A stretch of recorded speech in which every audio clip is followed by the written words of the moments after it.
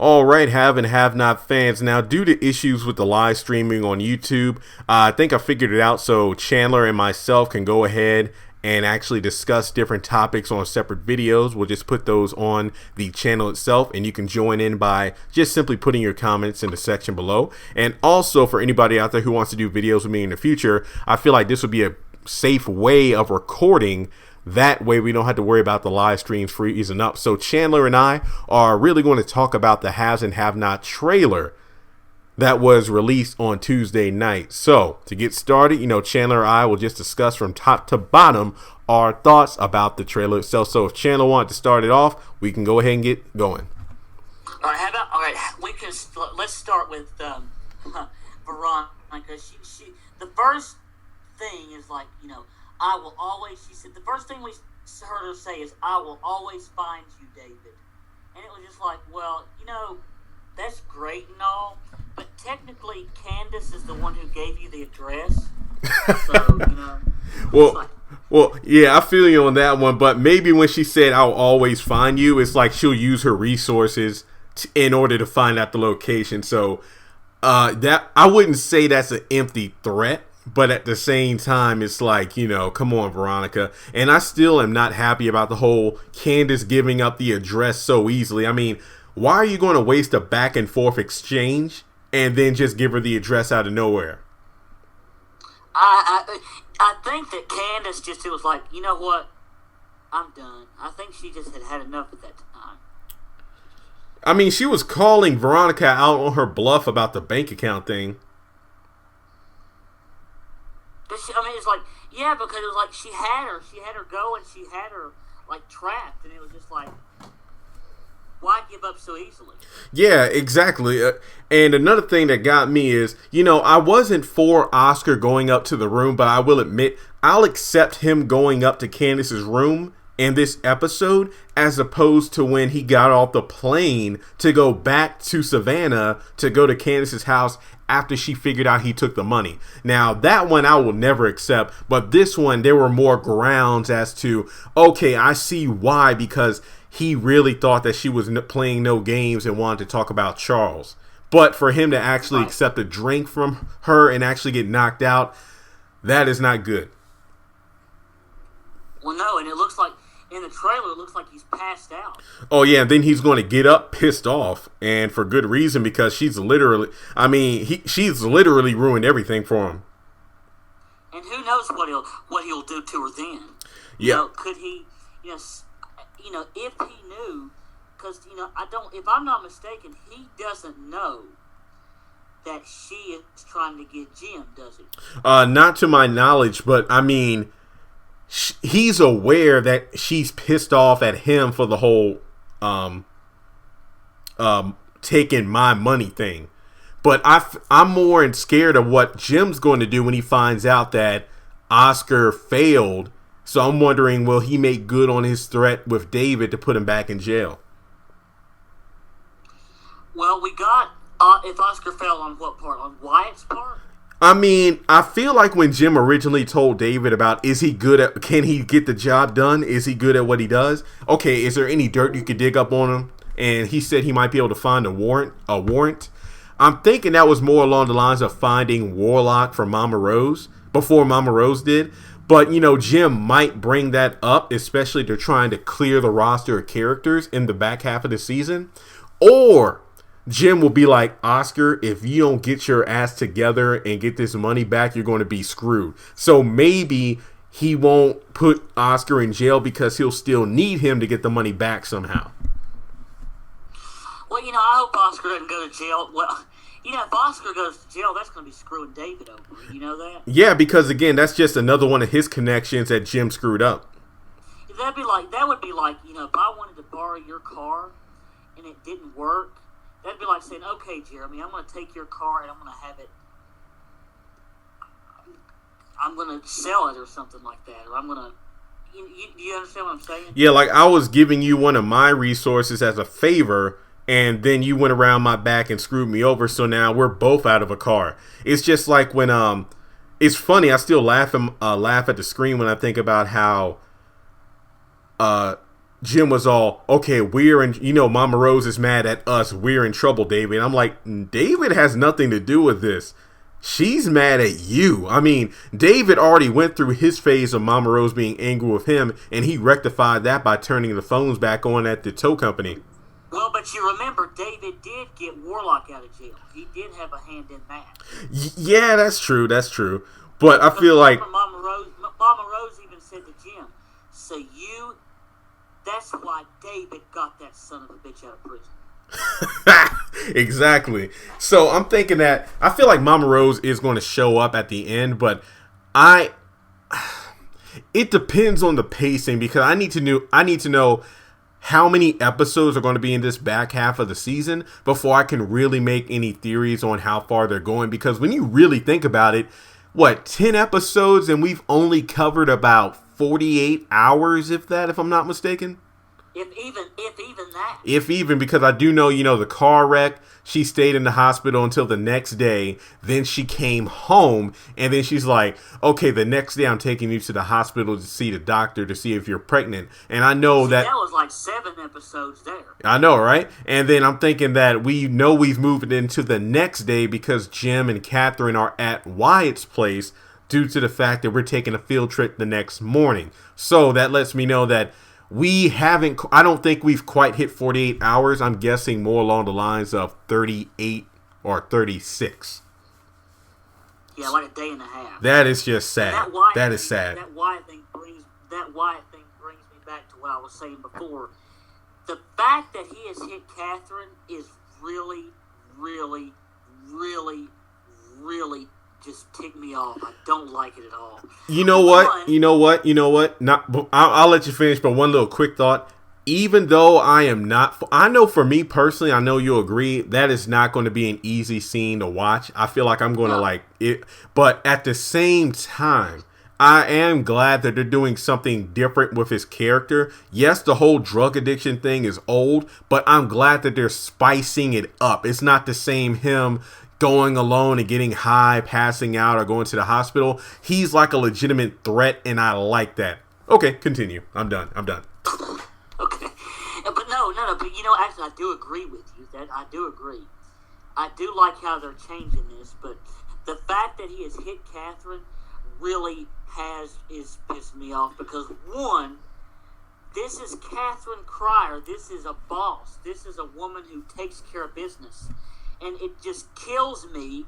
I don't like seeing her in this position where she does not have the upper hand. Well, I'm not...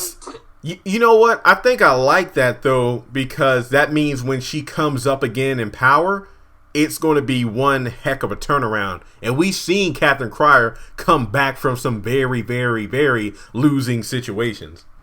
Yeah, we have. Yeah. And two, anybody who's going to hit their mom like that, anybody who would do something like that to their mom, it's not right. I don't like that at all. Well, yeah, I mean, we've seen Candace hit Hannah a couple times, so we had that. Yeah. We had Jeffrey stab his mother. We've seen that. So yeah, but she's like a legit. Just a witch, for lack of a better phrase. Yeah, well, yeah, I see what you're saying. I think it's harder to watch when it's a mother who's legitimately shown love and affection and concern about their child, like Hannah and Catherine, but to have somebody like Veronica finally get some, what's been coming to her. It was deliciously satisfying. It was shocking to say the least, but it was so satisfying to see a knife go through her, her chest, or excuse me, her implant, or excuse me, her real breast. I'm sorry, I had to be correct there. My bad. Maybe I didn't look at those X-rays correctly. Yeah, it was, and even Jeffrey said, "Who knows? She might get it again." Jeffrey said, "I put a knife in you one time. You want to go there again?" Oh man, yeah, that trailer was so badass. Snap. Man, yeah, so I feel like Jeffrey is definitely going to be, again, these Wyatt, Benny, and Jeffrey, I feel like they're going to be the major threats of the upcoming season. And about Benny, the thing that said, I assume he's talking to either well, no, probably Melissa when he says, "Don't get me involved in any of this." Yeah. Mm-hmm. I mean, because who knows what's going to happen? Yeah. When Veronica comes home. I mean, I feel like Melissa's definitely going to be throwing herself around, and I don't even know what to say for Benny. I feel like he's definitely burning the candles at both ends is an understatement.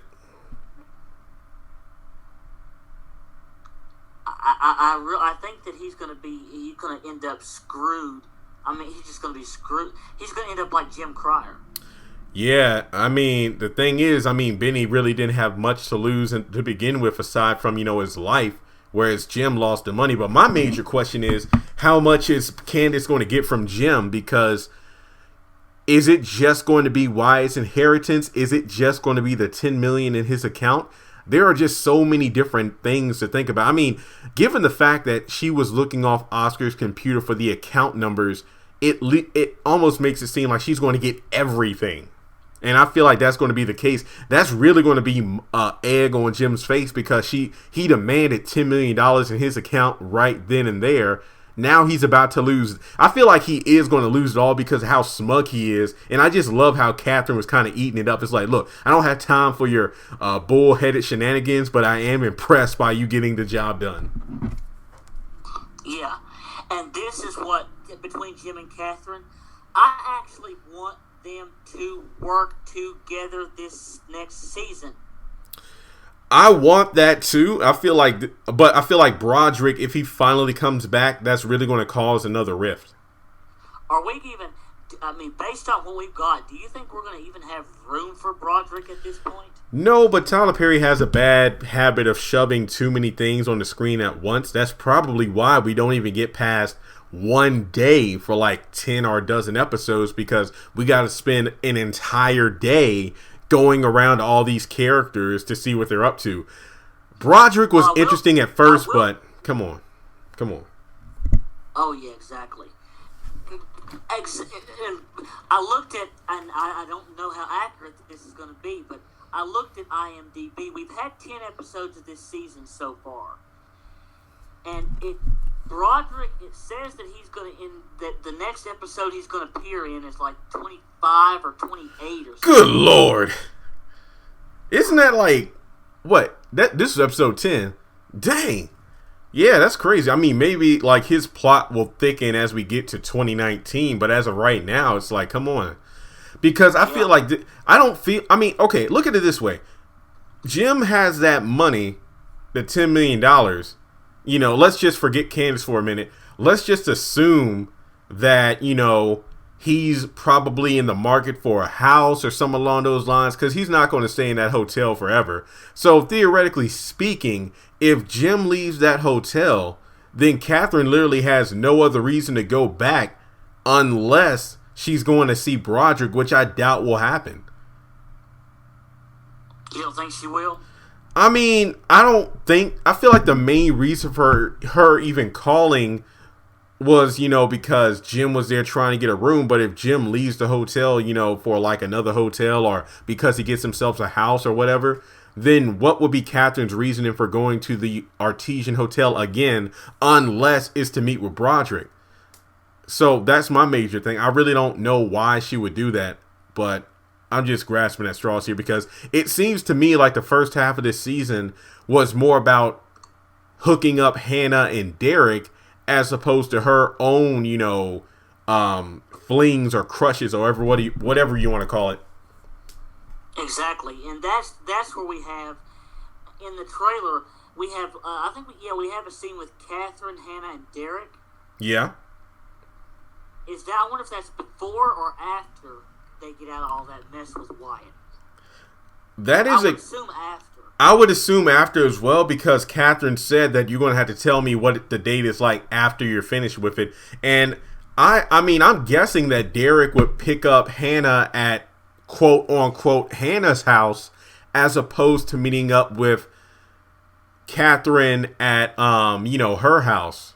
Maybe, just maybe, they stop by Catherine's place on the way back, or Catherine shows up to where they're having a date. You know how Catherine is. It wouldn't surprise me if that's the case. But I feel like that's definitely going to happen after the Wyatt situation, especially because Jim and Catherine are there now. But then that begs the question of, it's not to interrupt, but that begs the question of, if Wyatt does all that cocaine, will he be knocked out for a while, or will he just be so strung out? My question is, if he's so strung out, how the hell is he going to drive himself back from the bar to his place and then get into a fight with his parents? Unless he takes a cab. Unless he hits another Benny, if you will. Oh yeah, that I'm glad you brought Wyatt and Benny up, because we know there's a scene. Didn't somebody say in one of our chats on some live stream somewhere that Benny and Wyatt were supposed to talk this season? They were supposed to have an interaction? I think somebody said something like that, but I never got confirmation. That's why I never brought it up again. Yeah. Yeah. What if the Malone bar Woo! is where that could happen? Yes, I would love that. I would love that. That might be, Benny's in trouble with the Malones. Wyatt could possibly be in trouble with the Malones by this point, and they might come to each other and they might say, one of them might say something like, I'm in trouble with the Malones, and the other one might say, yeah, man, I know what you're talking about. I'm in the same situation. Yeah, I'm Wyatt. Wyatt Cryer? Oh, God, that would be a great way for them to meet. Yeah, that's going to have to be its own separate video. I feel like the Mama Rose and Catherine, the who's going to die thing, but, the character chopping block, let me just list out characters who it doesn't look good for. I feel like if Landon tries to sabotage the Candace and Charles, I don't even want to call it a relationship or whatever. Let me just call it the Charles' affection kind of thing, where he's trying to get in between those two. And then you got Justin, of course, who's literally self-destructive as it is. And then you have Melissa. You have Melissa on top of Benny. Veronica finds out. That's one more reason for her to be pissed off at Melissa, let alone whether or not she's pregnant. Then you have God knows what Veronica did outside of David's house, where it sounded like an explosive went off. Then you got freaking Benny, of course, with the Malone situation. Then I can go on and on. It's just ridiculous how many of these characters look like they're literally going to die. And I didn't even mention Wyatt or heck, if you want to go so far as to say secondary characters like Broderick, like we don't know the extent of his plans or what will happen if he's discovered. And Gio, let me stop because there's just way too many. Oh yeah, Gia, George, Sarah. Oh my goodness. Yeah, I mean, when she said it's not about who will die, but how many. So that just lets me know right there it's going to be more than one. I know exactly, and they've got the Malone. When Benny's got the Malones pulling the guns on him, I wonder what that's going to lead to. Yeah, like I wonder if that's just if they're really getting ready to do something, or if they're just trying to scare him straight. Yeah, like, what are you doing here after closing hours or something along those lines? Yeah. Because, again, that trailer looks so damn good, and I really would hate for it to just be underwhelming. Oh, God. Because, the Haves and the Have-Nots is the flagship of this Tyler Perry owns franchise. So that really is bad when you promote an episode as a finale, but then the trailer for the back half of the season literally blows that finale out of the water. That's just saying something right there that has me really conflicted. Like, I want to be excited. I am excited. I want to look forward to the episodes, but because those first 10, save for like 2 or 3, burned me so bad, I don't even know what to feel at this point. I'm very conflicted about it. Yeah, and me too. I have watched the trailer, like I told you, literally 28 times. I've watched it so many times that I'm going to have to go back and watch the original episode because I've forgotten some of what happened. Oh, yeah, indeed. They got that mini marathon, if you will, tomorrow. But what they should do is definitely have every Tuesday night or every week, like have a couple nights of the week or days even. Just show from season 1 to the beginning. The show's coming back on freaking May 1st. So there is like a month and a half to spread this thing out. Get us pumped up. Maybe they'll have another binge-a-thon sometime. Yeah, it wouldn't surprise me. It wouldn't surprise me. I mean, because literally it's only been a week since the finale. So since we got the entire month of April, I really feel like they should do another binge-a-thon just to get us excited. Because if anything else, that will get fans like pumped. Again, it's all about these fans who aren't from a single episode. If you can't even get things together during the back half of the season because there are way too many things you need to tie up loose ends and all that stuff. Because like I hope that, you know, every episode, every night, every time we get an episode, I hope we have a good cliffhanger each time. Yep, I was about to say that as well. Like, you know, to make it so we have to watch every week, you're going to need to give me something. Again, I feel like the best cliffhanger was the That's Your Daddy, and then when Melissa and David walked in on Benny and Veronica. Oh yeah, that would be. Oh, the Melissa walking in on Benny and Veronica. That would be one cliffhanger because you know you don't know what's going to happen. You'll wonder what's going to. You know, is she going to turn on Benny? What's she going to do to Melissa? There's many things. Yeah, I mean, there's just no telling with that. And I would be happy if they didn't have so many commercials. Ain't that the truth? I mean... Do you remember when the show first started, you'd have that music, it would be like... You know, you'd have that, and you'd have the little music, dun, dun, dun, dun, dun, dun, and then it would go right to the next scene. Exactly, instead of a commercial break. About season 3, when season 3 first started... You'd have that music come on, and then they'd go to, like, commercial. Yeah, and then some commercials seem like they last for 7 or 8 minutes. Yeah, exactly. God. I mean, I feel like the Super Bowl. It's like all them ads and whatnot, but I'm not getting anything worth watching. God. Right? Yeah. Right? I know. And then, let's see, what else is there? I mean, I'm trying to think of something that I haven't already said before, but, dang. I just want to know what's going to go down with, I really want to get Veronica's reaction to the Melissa and Benny thing, like in terms of, you know, is she going to be completely done with Benny? Because it wouldn't surprise me. I mean, you look at how she speculated that David was sleeping with Maggie Day, and you saw what she did to him. So to actually walk in on, you know, Melissa and Benny, that lets me know right there that she'll probably cut ties with him altogether. It would not surprise me. And it wouldn't either. And then her statement about, I'm on the warpath and I got you in my sights. I mean, there's no telling who that's referring to. Because we didn't see anybody. We didn't see who she was. I mean, she could be talking to.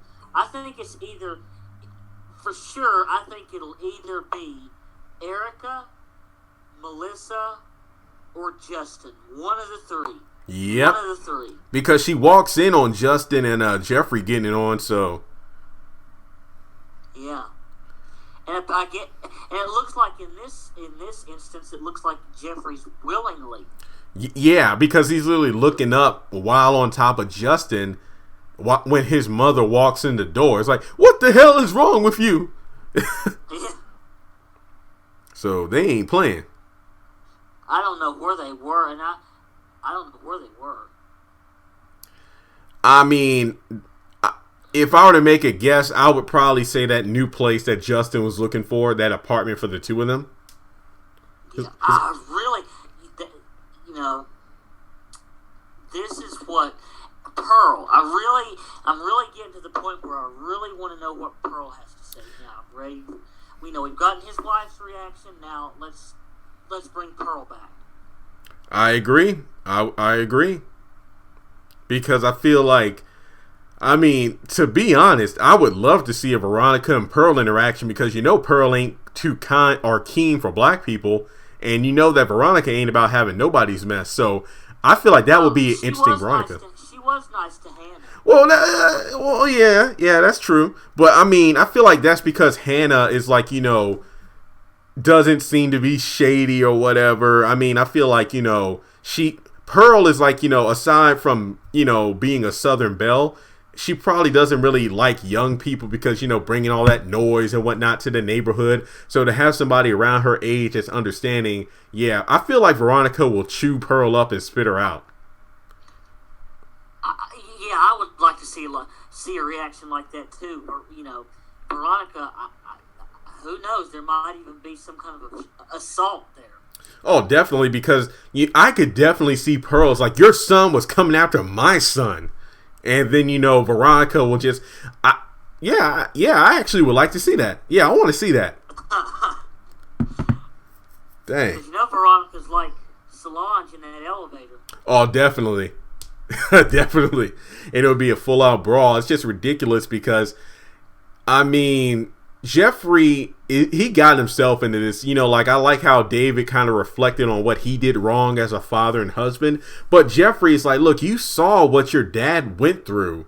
So why are you willingly walking into this? You got all these people saying they'll help you out to stop him. It's like, no, I can take care of it. He just needs a little help. I'm just like, bro, come on now. It's like you're doing this to yourself. Exactly, and your dad has even offered to help you take care of the situation. Yeah. Just let him take care of it and be done.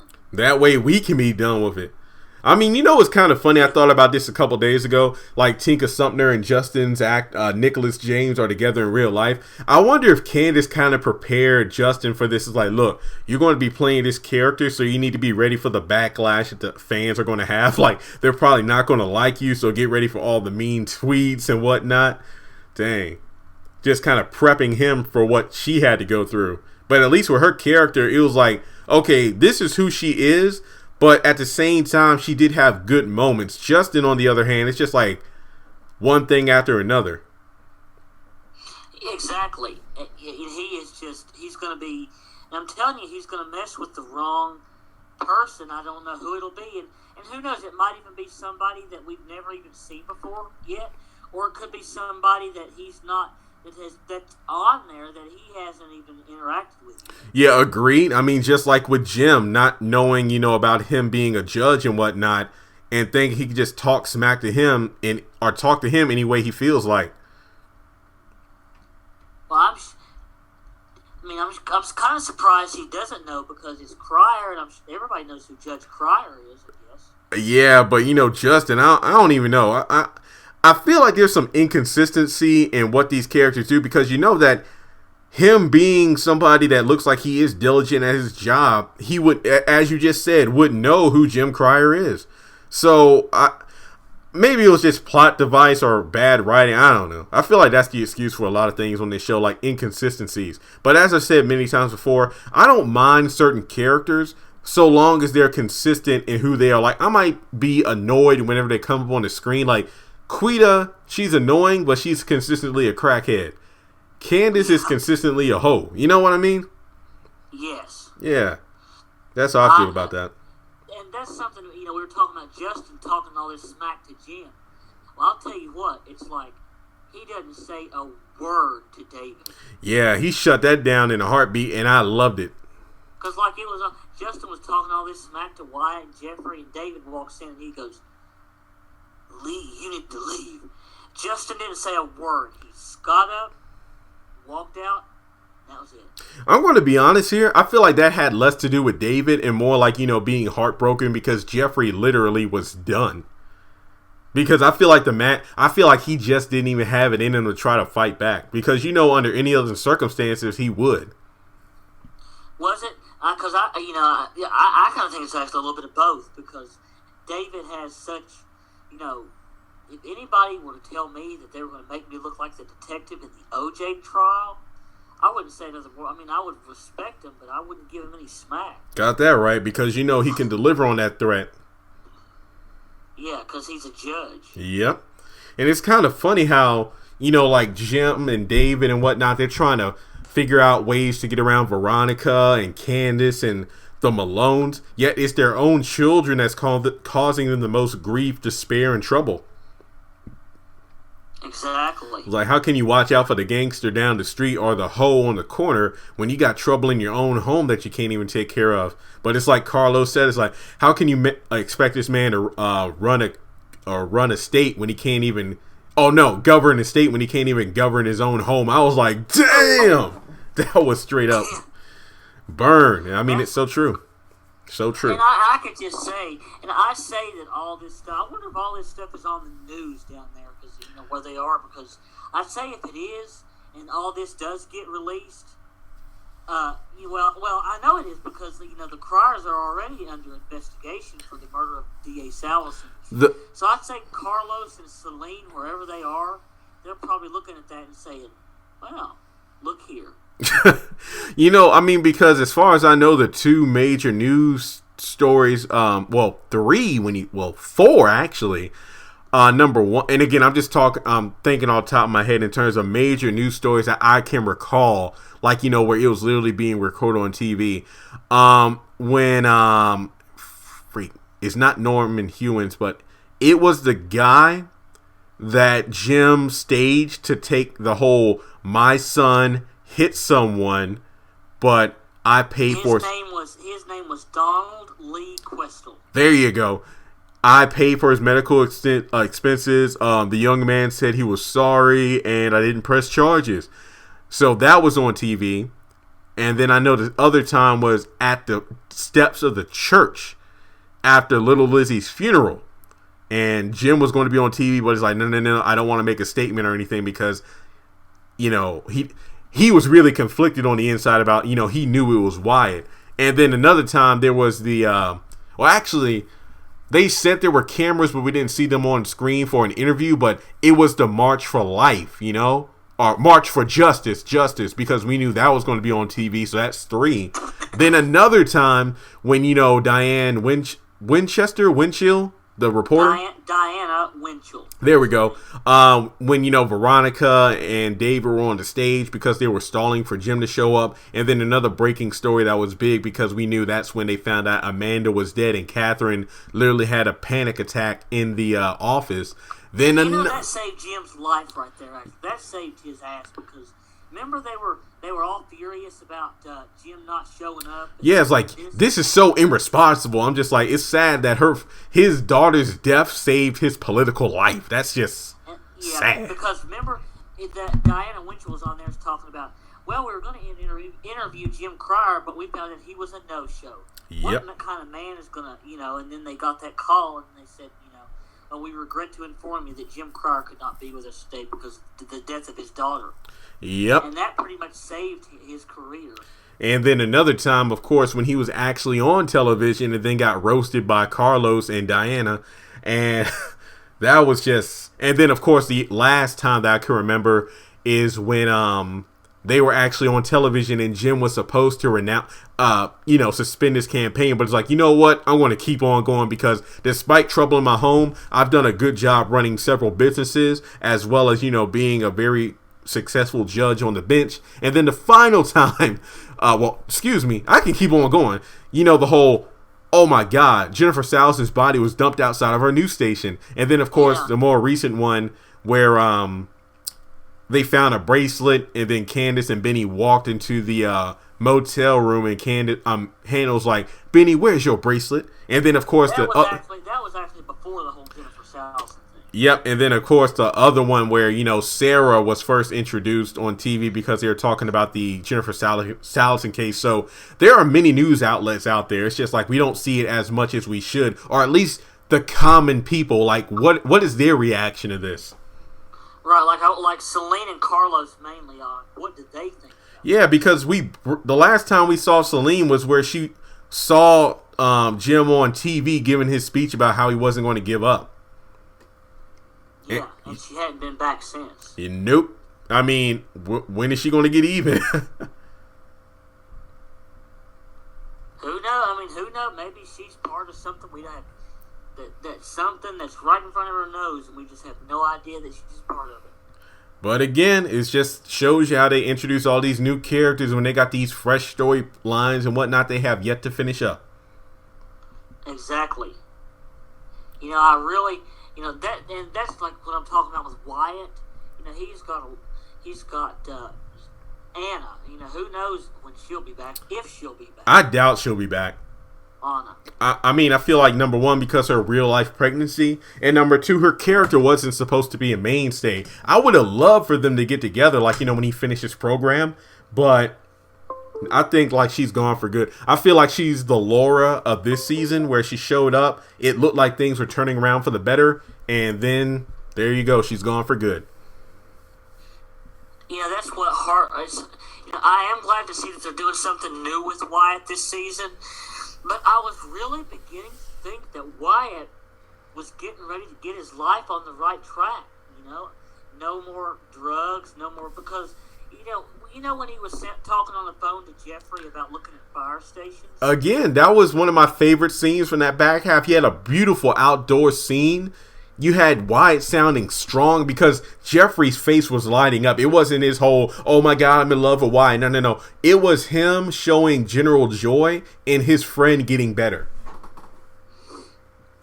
And that was a good scene. So I really hope that, I hope that by the end of the series, things do turn around for Wyatt. I really do. Yep. It just depends on like what's going to be that one thing that makes them turn around. I mean, there are a lot of characters that what's going to be that thing to rattle their lives so much that they realize they need to change for the better. Exactly. Yep. I mean, all these people need therapy and rehab. You know, Hannah for being raped, Jeffrey for his anger issues, Wyatt for his addictions, Candace for properly grieving for the loss of her son, and the list goes on. It goes on and on and on. You think Melissa needs therapy?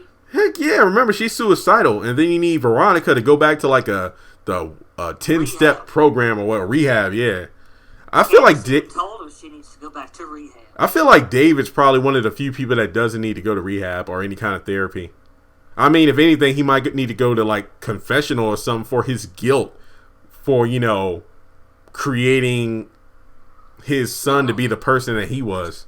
See, I don't even know David. I don't even know if he has a religion. I mean, he talks about the Bible, but I have no idea. Well, one thing, I mean, as Jim said, it's like, come on, David, don't tell me you're finding God now. It's like Jesus now.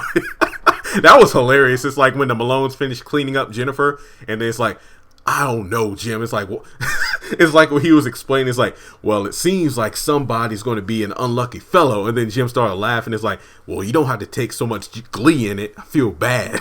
I just love those scenes between the two. David and Jim. I don't think Jim has a religion, does he? Oh, I mean, the religion of Jim Cryer. We worship praise and crocodile tears all through the congregation. But he was even talking on that one of those. On the news before he got arrested, he was even talking about going to church and being a God-fearing man. You remember he went so far, and it was funny because Catherine was just sitting there. I think on her face like, yeah, Jim, whatever. I think Veronica rolled her eyes actually too, and yeah, Catherine's fake smile was just, oh my God! I just wish you could have thought bubbles above their head during that scene. Me too. That would have been great. I think Veronica does believe in God somewhat. Yeah, I mean, they gotta put it this way: they don't believe him now, they're going to have a lot to answer to him later. That's for sure. I know, because that's how it goes on. Like Mr. Brown said, either you're going to bow to him now, or you're going to bow to him later. But you will bow eventually. Like that Tyler Perry play, "What's done in the dark comes to the light." Comes to the light. Yeah, that's exactly right. Good Lord. Because Veronica talked about God in the season 1 finale. Yep, where she thought that she was being punished by God for the abortion. Yeah. Yeah, and it's like you never know, because it's like the only main character on the show who is a Christian is Hannah, and that's it. Yep, that's right. David even tried. The thing I don't like about David, the only thing I don't like about David, is he tried to use it to his advantage when he's talking to Hannah. I like that because, number one, Hannah shut him down, and number two, that kind of represents that there are legitimately people like that in real life. So I did like that, because it would have been different if Hannah had lost that argument, but the fact that she stood her ground and called him out on his BS, that's why I'm like, you know what? I'm glad they added that in there just to spice things up. because it was like David was trying to beat Hannah at her own game, and I'm like, you don't even know. You don't even know. Kind of like Tony did when he was talking about, as a Christian, let me do this for Penny. Huh? As a Christian? I was like, man. Good Lord. All right, well, any final thoughts before we close out? Because, yeah, once I edit this, depending on how it plays out, we can probably do videos in this style and format. That way, we can definitely break down these full discussions. I mean, I feel like this is a lot easier. I don't have to set up like 5 different things before we get started. Yeah. Well, just one thing I do want to say. I really hope that we do get. We should do like a top 10 most wanted characters to come back. I think the way we should do it is we both pick 5 characters, and it's like we both list off our, characters one at a time. Like, it doesn't matter if we have the same characters. Like, your number 3 could be my number 4. I feel like that would be a great discussion video right there.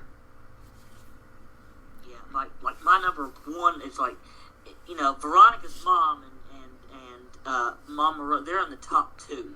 Oh, whoa. Did you say characters who need to show up or characters who should return? Characters who should show up. Yeah, that's what we can name the videos, like top 10 characters to appear in the back half of the season or something along those lines. Yeah. And even we could even do another one, the characters who need to return, because we have a lot of them.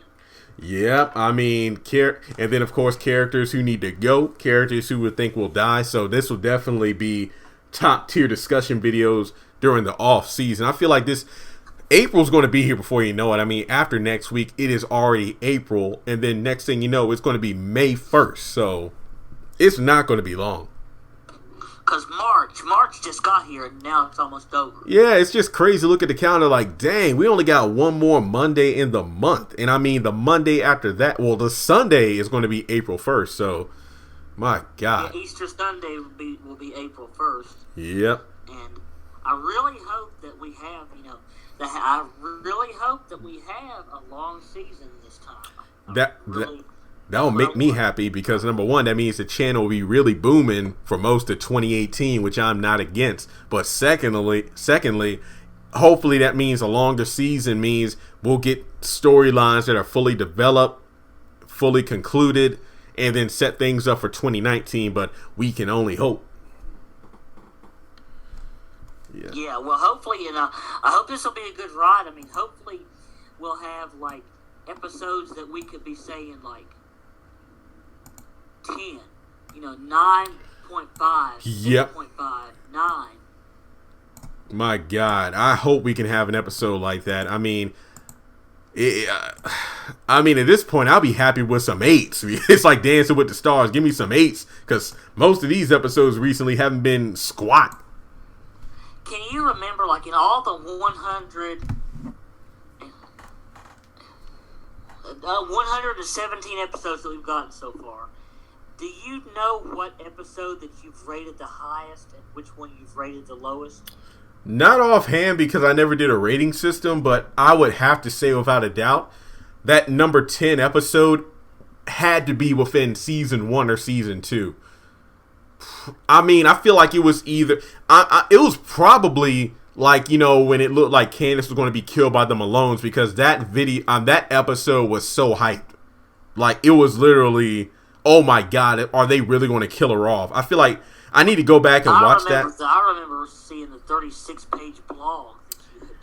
Yeah, because I went in on that one. That was like a full-on, like, okay, let me go ahead and look into psychological effects and stuff like that and fear. But, dang. I remember you talking about the shot and the trauma of the shot will make you pass it out. And I remember reading you were talking about all that. Yeah, because we were literally like, that's when the show was great. Like, everybody had a purpose. Every character, every scene was, okay, it's building up to something bigger. Every time Amanda came on screen, it's like, okay, what's this crazy bitch going to do next? And then it's like, Veronica, how far is she going to go to push her son into the way she wants him to be? And Wyatt is like, okay, what's going to happen with him in the hit and run? Now it's just like, you just want these characters to go. And that's just a bad way to look at things now compared to then. I'd like to know what would happen if Amanda never died. Yeah, that would answer a whole lot of questions there, because I really like to see the dynamic between her and Quincy. Like, if that would have changed anything in regards to, him getting his hands on Candace, would that have happened sooner? Yeah. Would he still be alive today? Would we have seen a Warlock versus Quincy gang war instead of a Warlock versus Mama Rose gang war? Yeah, see, that would have been nice. And then, because, Warlock and Quincy, you only saw them together one time. That was the first Warlock scene we ever got. Technically two, but Quincy was on the floor dead. well, yeah, you are right. You're right. Yeah, because Quincy was dead. The first scene that we got between them, you could tell that you could tell that Warlock didn't like Quincy. Quincy was kind of, he acted like he was pretty cool with Warlock. Like, he even told Warlock, we don't have any problems. Yeah, but, that's because Warlock was like not having it. Yeah, that's because he was so like, man, ain't no big deal. I put hands on Candy once or twice. What you worried about it for? It's like, it doesn't matter. He love you. Yeah, exactly.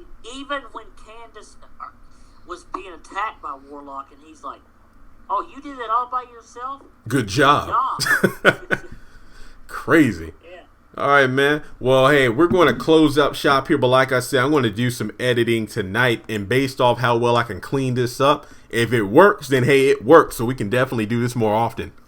So you should have this posted by, tomorrow? Yeah, no later than tomorrow. It'll happen by tomorrow.